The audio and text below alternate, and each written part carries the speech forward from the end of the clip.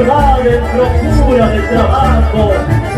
Allí anduvo de albañil, de changarín, varios lados, con alegría, tristeza, nostalgia, dolor y canto. Y la madre siempre espera los 15 de su muchacho, que le vaya unos pesos para poder seguir tirando. Y cada vez que regresa a la fiesta de fin de año, esa carga con su gente, música, vino y asado.